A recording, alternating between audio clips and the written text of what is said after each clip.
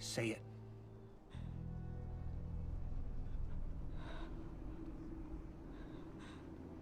Vampire. Hello.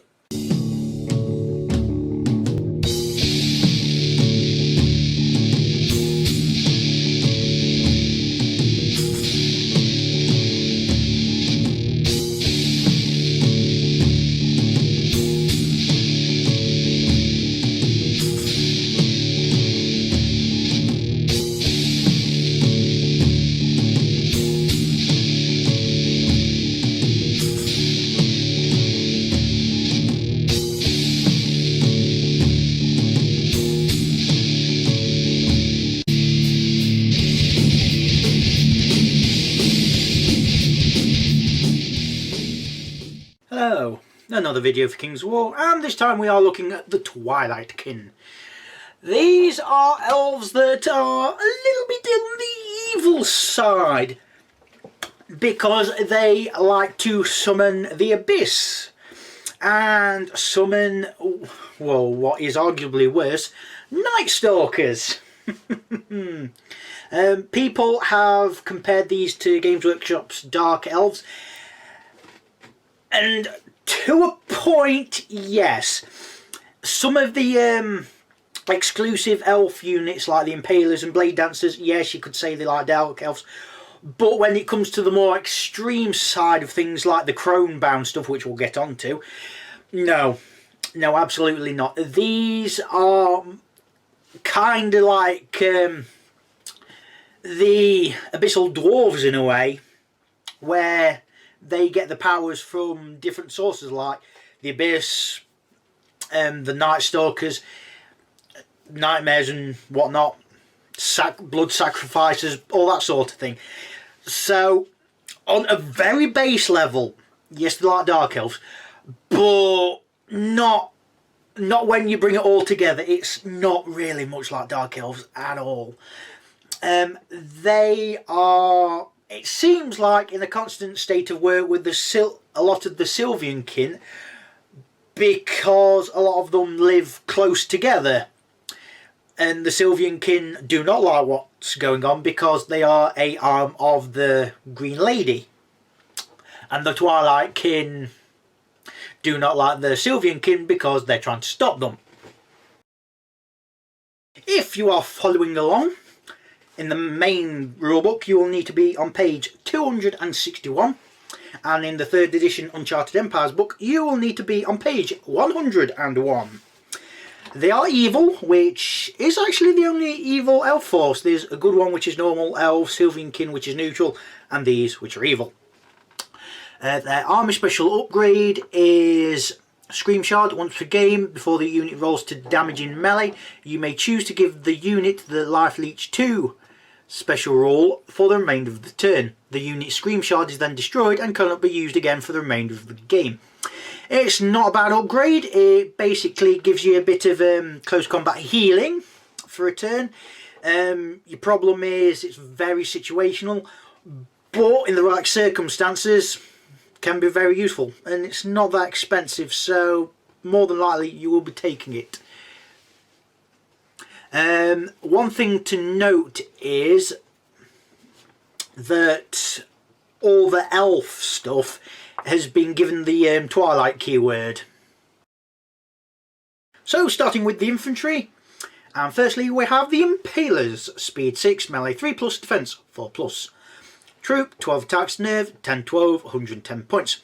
Regiment 15 attacks nerve, 14-16, 170 points.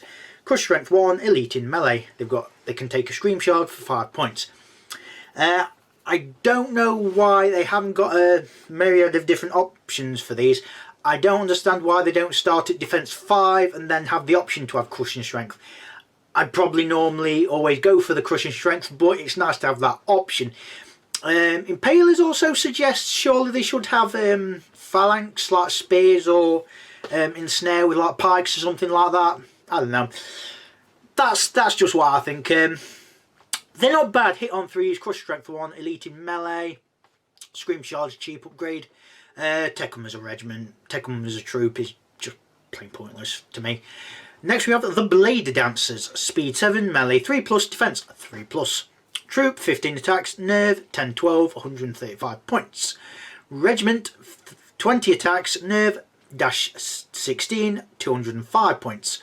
Elite in melee, Thunderous Charge 1. I'd have thought they'd have Wild Charge D3 and a few more attacks than that, to be honest, but hey ho. Again, a regiment's not bad. 20 attacks, lets you unlock units. They've got Thunderous Charge and Elite in melee. They're fairly fast. And they're fearless with a nerve of 16, which isn't bad. Downside is the defense is 3, and if they don't do the charge, they've only got Elite in melee, which is a downside, yes, but there's always magic items. There's always that you can do. Next we have the Kindred Tall Spears. Speed 6, melee 4+, defense 4+. Troop, 12 attacks, nerve 10, 12, 90 points. Regiment, 15 attacks, nerve 14, 16, 140 points. Horde, 30 attacks, nerve 21, 23, 230 points. They've got Elite in melee and Phalanx. This does bring up a question of why the Impalers and Blade Dancers haven't got the option to be hoarded out. Maybe I'm missing something there. Maybe I'm missing something. They've got Elite in melee and Phalanx. Have them as a regiment or horde. Probably as a horde. 230 points. A little bit expensive, but got a good number of attacks. Good nerve. Hits on forward close combat. Speed 6. They're not bad. The Phalanx is going to negate some cavalry flying things and gets rid of the Thunderous Charge on them in most circumstances. So, yeah. The thing is, all those 3 infantry options have put good points to them. The Impalers, they have crushing strength, so they hit a bit hard. The Blade Dancers have a fair number of attacks, and they are quick as all hell.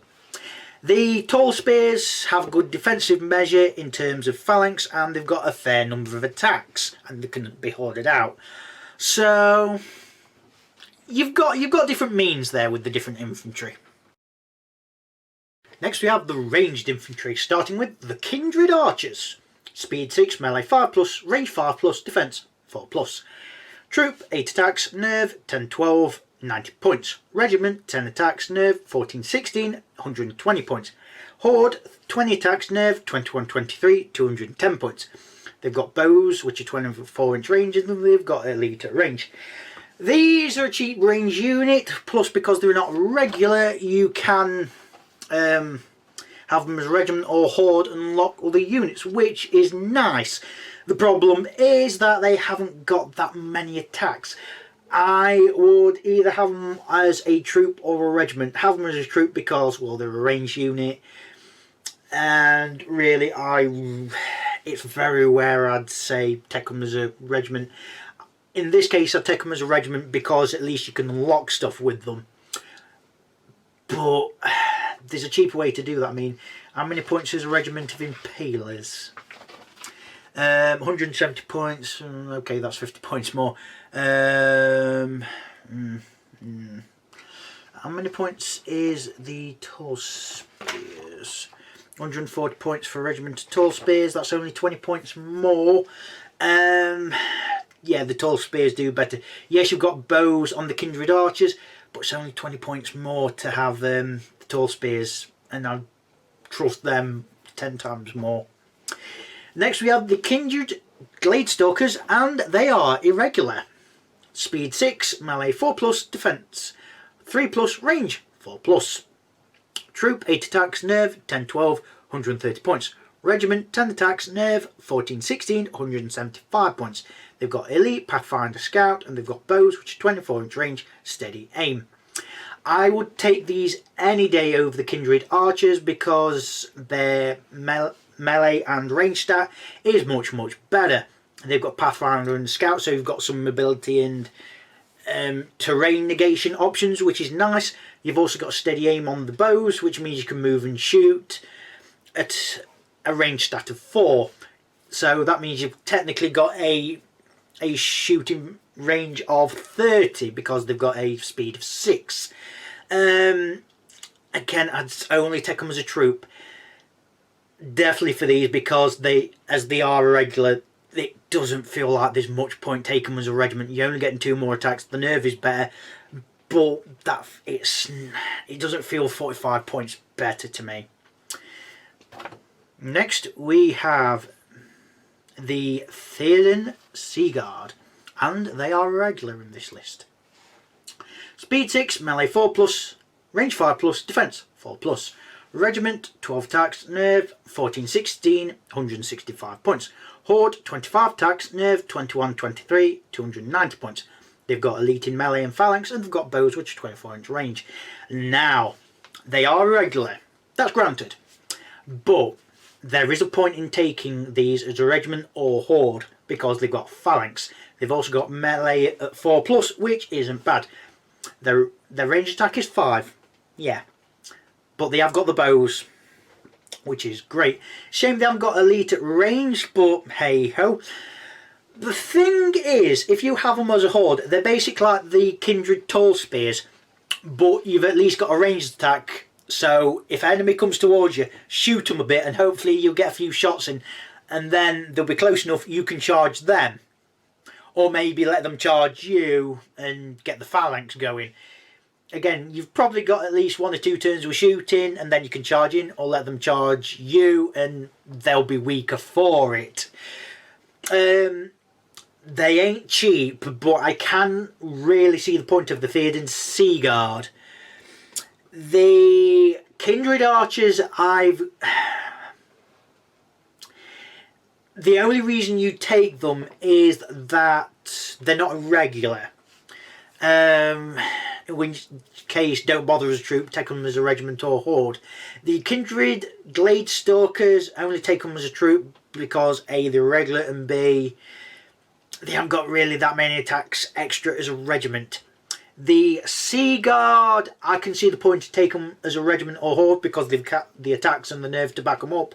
Defense isn't awful, melee isn't bad, and the range attack is awful, but you're getting a fair number of attacks, so it's not going to matter that much. Next we have the Heavy Infantry, and they are the Chromebound Gargoyles, and they are irregular. Speed 10, melee 4+, defense 3+. Troop 10 attacks, nerve 8-10, 85 points. Fly, nimble, regeneration 4+. Apart from the regeneration and flying, it's like any sort of gargoyles or harpies I don't see the point of. They can regenerate, great. I suppose you could use them as a harassment unit. Apart from that, I don't see the point. Next we have the Large Infantry, and they are the Chromebound Butchers. They are regular. I think most Chromebound units are irregular, which is a theme it seems. Next we have the Large Infantry, starting with the Chromebound Butchers, and they are irregular. Speed 6, melee 4+, defense 5+. Regiment 9 attacks, nerve -15, 120 points. Horde 18 attacks, nerve -18, 200 points. Crush strength 2 and stealthy. Shame they haven't got Mind Thirst, but I suppose considering you've got your normal heroes that've got Inspiring, it kind of makes sense. Otherwise that would be a little bit too powerful, only a little bit, because they're a Night Stalker unit. They've got stealthy, which is great, especially in this army. You've got your things like your spear units with phalanx or whatnot. You can hoard them out, have them being your block infantry, being a defensive perimeter first, and then have stuff like your butchers coming round and charging stuff in. It's going to be nasty. They're a good unit, not bad points cost, good attacks, good nerve value. Hit on 4s in close combat rather than 3s, but they've got stealthy and crush strength too. What kind of more do you expect, really? Next we have the Cavalry, starting with the Chromebound Shadowhounds, and they are irregular. Speed 9, melee 4+, defense 4+. Troop 10 attacks, nerve 11-13, 120 points. Regiment 20 attacks, nerve 14-16, 185 points. They've got nimble, regeneration 5+, stealthy, and thunderous charge 1. These are your light cavalry, and because they're height 2, You can hide them between your own units and then just flank around the side or charge through your own stuff.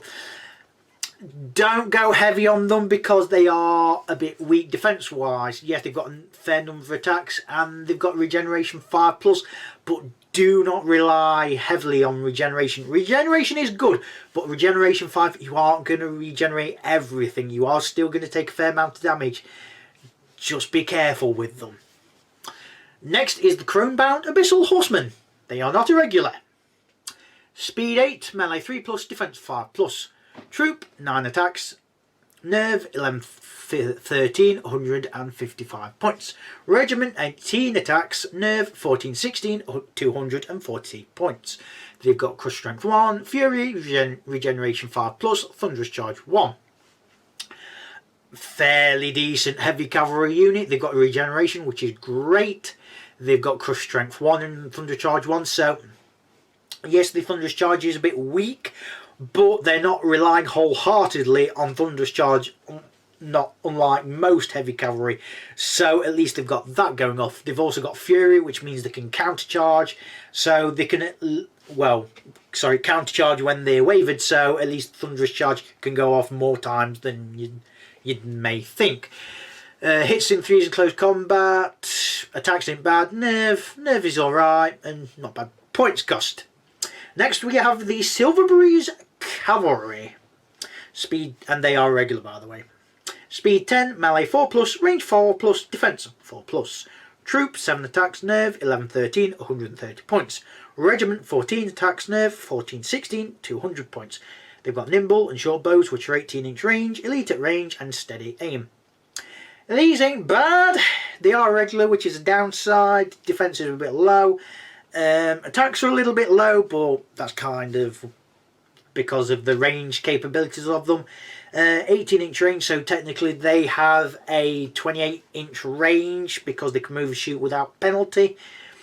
They've got elite at range, they've got nimble, so have them as a harassment unit where they can just run around peppering enemies. And they'll last a couple of turns. Someone's going to kill them off, but they'll last a couple of turns and they will do their job. Have them as a troop or a regiment? Probably a troop. 7 attacks ain't bad. A regiment's not bad either. The problem is they are regular, and at 200 points they are eating up a fair decent chunk of your army. At 14 attacks, hitting on 4s, re-rolling 1s to hit, and you can move and shoot with them without penalty. I can see a point in doing that, but they're irregular. That's the main downside I've got with that. Next we have the Swarms, and there's only one. It is the Chromebound Needlefangs, and they are regular. Speed 7, melee 5+, defense 2+. Regiment 12 attacks, nerve 9, 11, 8 points. Horde 24 attacks, nerve 12, 14, 130 points. Fly, nimble, stealthy, and strider. I can kind of see the point as an outflanking unit, or do a combined charge with another unit. They're height 1, so you can hide them in between some of your units, give them a bit of defensiveness there. Other than that, they have the same problems of any swarm. Defense is low, melee stat is low, good number of attacks, and they've got stealthy, and they've got strider and fly, which all help. But it's something I wouldn't amazingly rely on too much. Next we have the large cavalry. There's only one. They are the Chromebound Fiends, and they are regular. Surprise, surprise. Speed 8, melee 4+, defense 4+. Regiment 12 attacks, nerve 13, 15, 125 points. Horde 24 attacks, nerve 16, 18, 210 points. They've got crush strength 1, stealthy, and vicious in melee. They're not a bad unit. They've got good attacks. Nerves not bad, especially as a horde. Their nerves as a horde is absolutely brilliant. Good speed, hits on 4s in close combat, which isn't bad. Crush strength 1 and vicious, so you can re-roll once when you wound. So that's something. Not bad points cost either. 125 points, crush strength 1, 12 attacks, speed of 8. That's not too bad. 210 points for 24 attacks and a nerve of 16, 18. Yeah, I think they're right on the points cost there. I think they're right on. Next we have the War Engines, starting with the Bolt Thrower. Speed 6, range 4+, defense 4+. 2 attacks, nerve, 10, 12, 90 points. It's 48-inch range, blast D3, elite at range, piercing 2 and reload. That's not bad, hitting on 4s with 2 attacks, blast D3, so minimum hits of 1, maximum hits of 6, which ain't bad for 90 points. I would use it to go against the enemy's big stuff like your large infantry, large cavalry, monsters and titans sort of thing. Even at the highest defense, it's going to be lowered to 4, which, yeah, I'd do that with it. Attacking then type of enemies, I've said, most of them are going to be height 3 at the least, so yes, they're going to be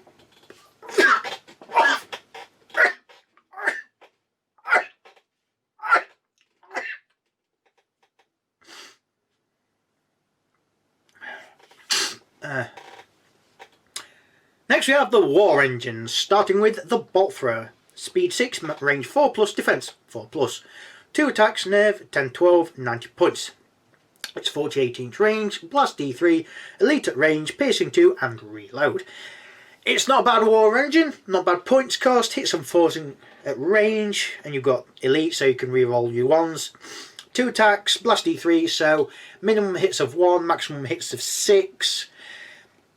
I'd use this on the enemy's big stuff. Reason being is it's random hits, and every hit on a big thing is going to be a wound, and a wound on a big thing is always deserved. Not saying it isn't on the small things, but it's going to be felt more on the big stuff. And at 48-inch range, chances are it'll reach. Next we have the Dragon Breath. Speed 6, range 4+, defense 4+. 12 attacks, nerve, 10, 12, 90 points. It's 12-inch range, elite at range, steady aim. Someone's going to say there's a point to this. The problem is, it's very short range, only 12-inch range. You can move and shoot with it, great. But a 12-inch range, that's a maximum of 18 range. I suppose it could be used to help support units taking objectives where that could flame stuff first, and then the units taking objectives go in, hold from the enemy, and then they'll countercharge and they'll decimate the enemy. There's a way of doing it that way, I suppose. Other than that, I don't feel there's the point of the Dragon Breath. There's going to be one somewhere, surely. Next we have the monsters. There's only one, and it is the Chromebound Banshee. Spellcaster rank 0. Speed 6, melee 4+, defense 4+. 5 attacks, nerve 13, 15, 150 points.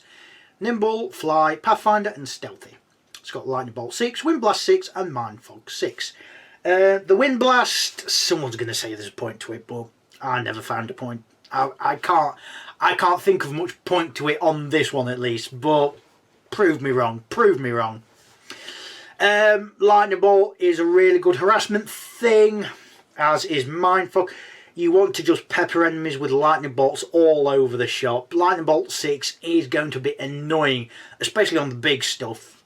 Yes, on the higher defense you're going to need 5s, but use it on most large infantry. You're going to need 4s, if not 3s in some cases. And some large cavalry, again, needing 4s or 3s. Yeah, you've got a lot of options. I mean, even if you use it on the normal infantry, every hit's a hit. Well, every wound's a wound, should I say. And then Mind Fog, as the battle goes on, that is going to be your main spell to use here.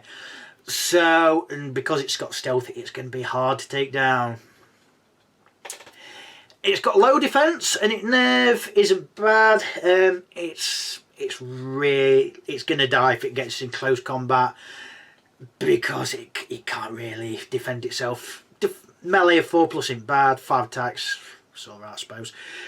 It's got no crusher strength, ensnaring or thunderous charge, which kind of isn't really designed to. It's kind of just shoot enemies and make them run off and pepper enemies for your other units to come in and finish them off. That's that's kind of what I think to that. Next we have the Titans, and there's only one, and it is the Chromebound Shadow Hulk. Speed 6, melee 3+, defense 4+. Attacks D6 plus 6, nerve dash 20, 220 points. Crush strength 3, stealthy and strider. Hasn't got brutal, but considering what it is, it's not bad. It's basically a giant with stealthy, which, as far as giants go, that's ridiculous. Bit slow at speed 6, but got good nerve, got good hitting power, good defense.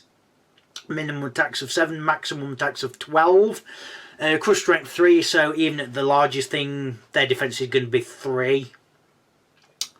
220 points is a bit cheap for me. I thought it'd be a bit more expensive. So yeah, really good, really good. It's like anything Night Stalkers here. Your small stuff's going to be there to take this first wave, and then your Night Stalker stuff is going to rush in, apart from your things like your Mind Screech. Everything else is going to rush in and mop everything else up. Next we have the heroes, starting with the Crone. I'm going to have to look for what that is. Wavered, that's it, for fuck's sake. Next we have the heroes, starting with the Chromebound Banshee. Hero Infantry, Spellcaster rank 0. Speed 10, melee 6+, defense 4+. 1 attack, nerve, dash 12, 140 points. Dread, fly, individual and stealthy. Banshee Whale, while casting Windblast or Enthrall, in addition to moving the target, roll to damage for each hit scored. It's got Enthrall 5 and Windblast 5. It's a good support hero. It's slightly more expensive than the Night Stalker version, but that's because it's easy to get inspiring. So I suppose there's that. The Enthrall and Windblast isn't going to move all that much, but still does damage. And potentially you can move enemies where you can charge them where you want a bit better. So you have got them options, I guess.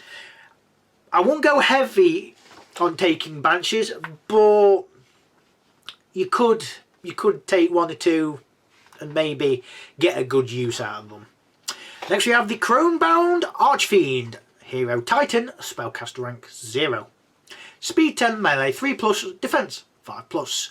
9 attacks, nerve 16, 18, 310 points. Brutal, crush strength 3, fly, fury, inspiring, nimble, vicious in melee, and it's got fireball 10.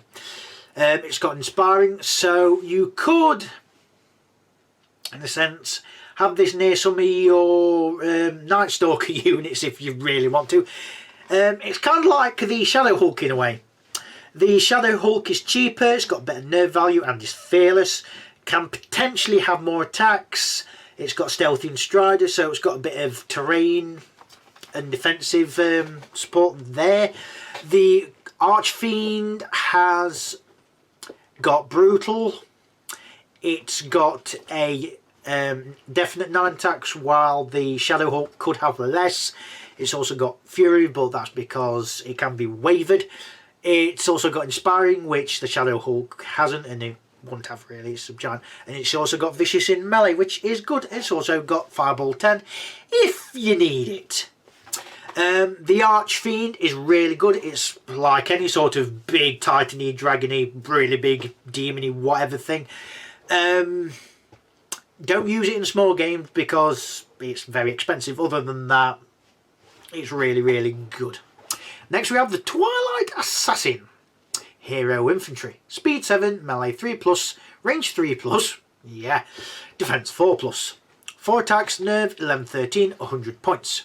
Crush strength 1, duelist, elite, individual, scout, stealthy, thrown weapon, which is 12-inch range, piercing 1.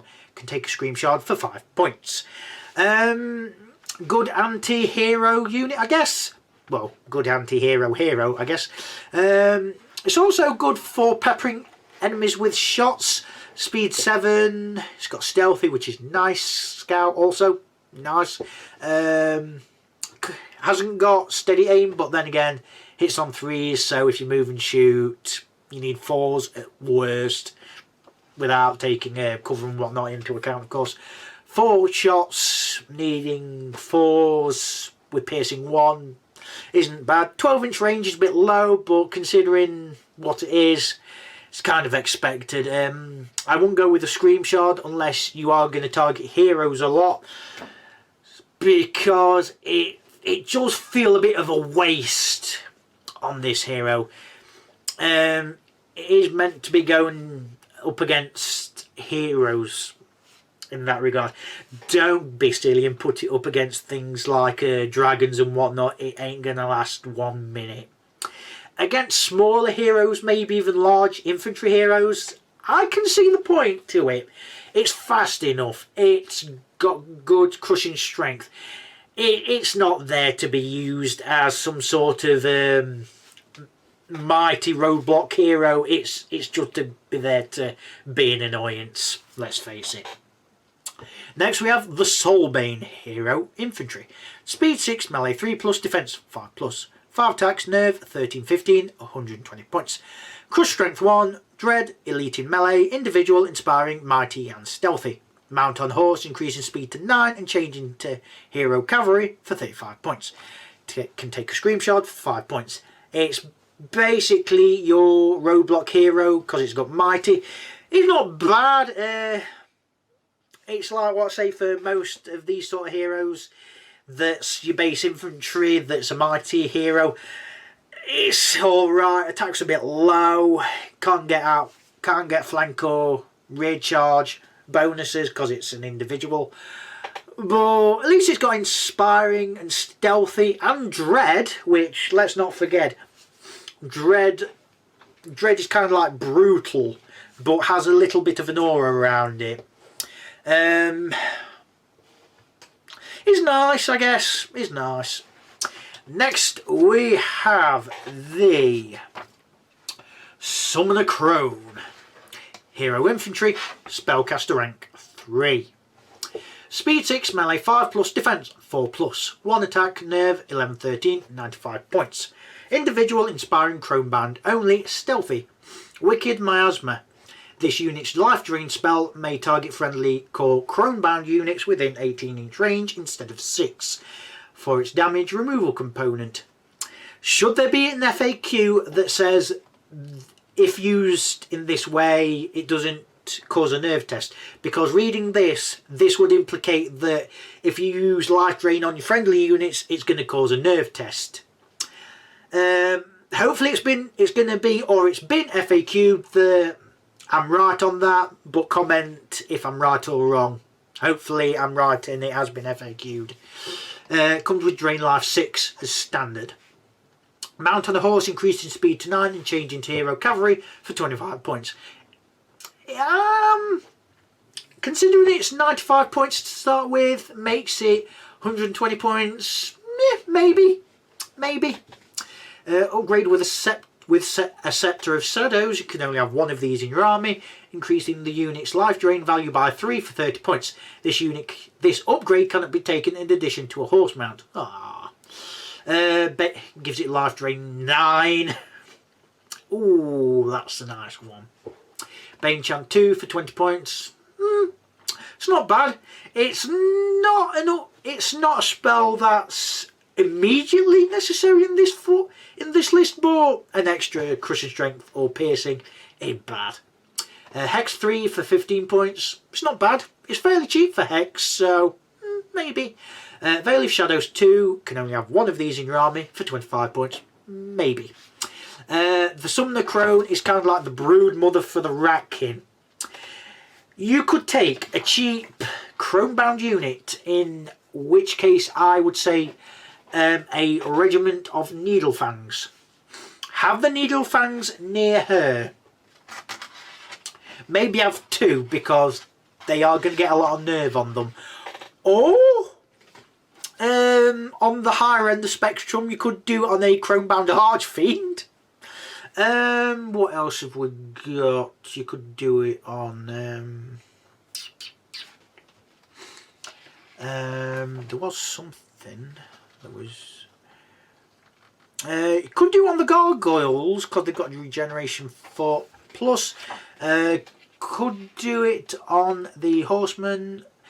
I think it's probably best doing on something that's got regeneration. The shadow hounds, the horsemen, or the gargoyles, really your best bet, to be honest, because the life drain will wound them, so you can heal some of your other units. That's kind of what it's there for.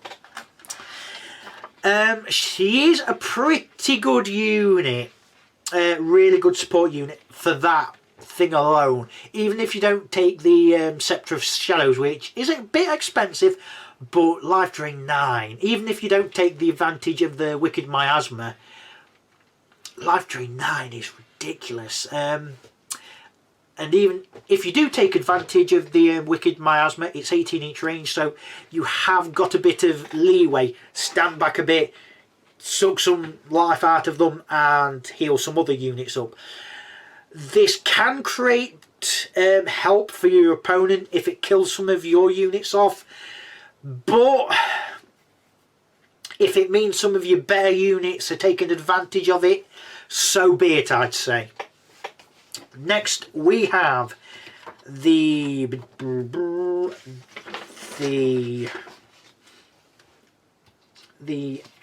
Army Standardbearer Hero Infantry.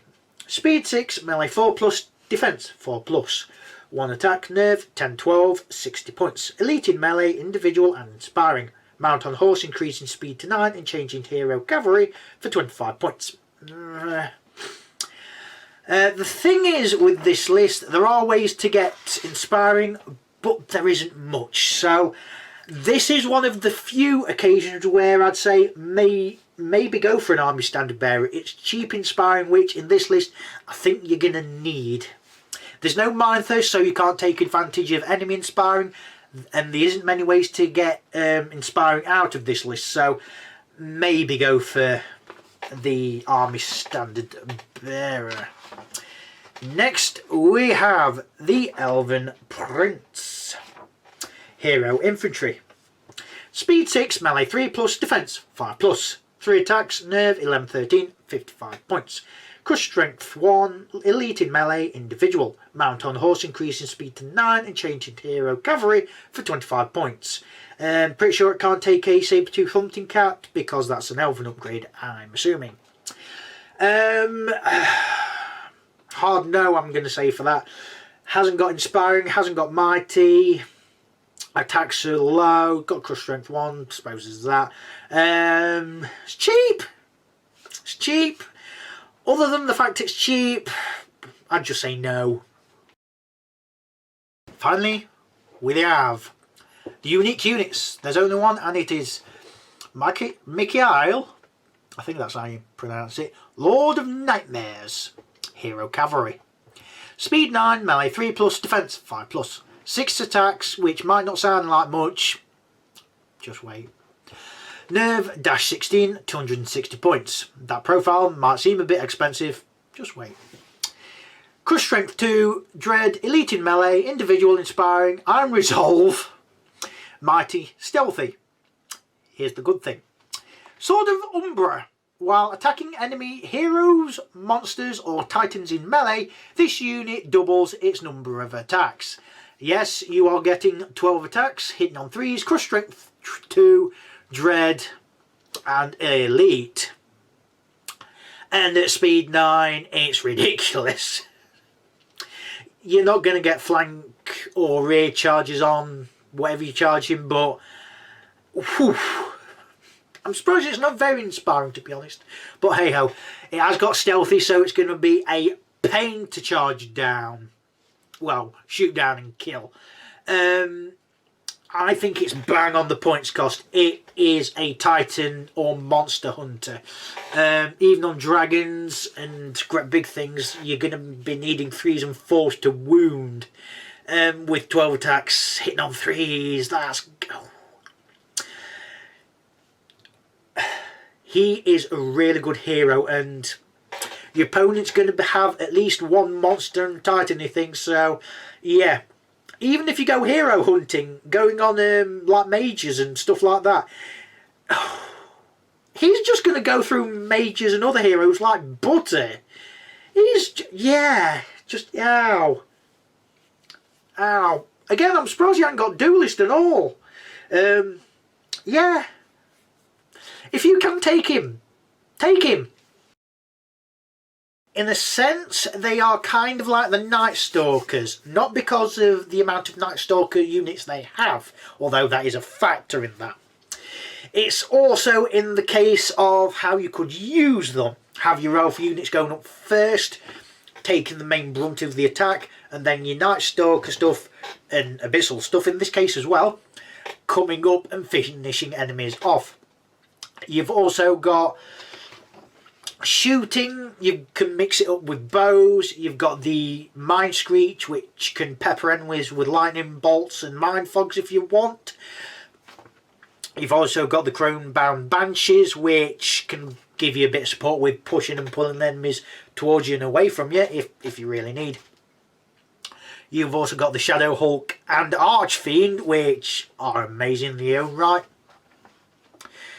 Again, like I say, all of the big stuff, like I said for the Night Stalkers, should I say, all your big stuff is going to be should be your opponent's main objective. Your smaller stuff is weaker, but unlike the Night Stalker stuff, it packs more of a punch. Things like the Impalers hit on 3s and got Crush Strength 1. You've also got the Blade Dancers hitting on 3s, Thunderous Charge 1. With a fair few more attacks. You've also got the Tall Spears which, yes, they've got no Crushing Strength or Thunderous Charge, but they've got Phalanx, so your opponent's cavalry is going to have a bit of a problem with them. And if you have another unit coming around the side, especially if it's something like the Shadow Hounds or Abyssal Horsemen, it's not going to be pretty. That being said, you could use them in the opposite way round. Use your Night Stalker stuff first to go charge in, hell for leather, and then use your elf stuff to mop up. You could do it that way, and I suppose how it's themed with most of the Chromebound stuff being irregular, I think that is how they want you to play them. They have one major downside which a lot of more experienced players have already talked about. There aren't many options to unlock irregular units, troops, monsters, titans or heroes and swarms. But that being said though, you do still have options. Most of your infantry isn't irregular. You have some non-irregular cavalry in the Abyssal Horsemen. You've also got some non-irregular archers in terms of the Kindred Archers. So you do have options to unlock stuff. There's not many, I grant you, but they are there. So, that's it for now. Goodbye.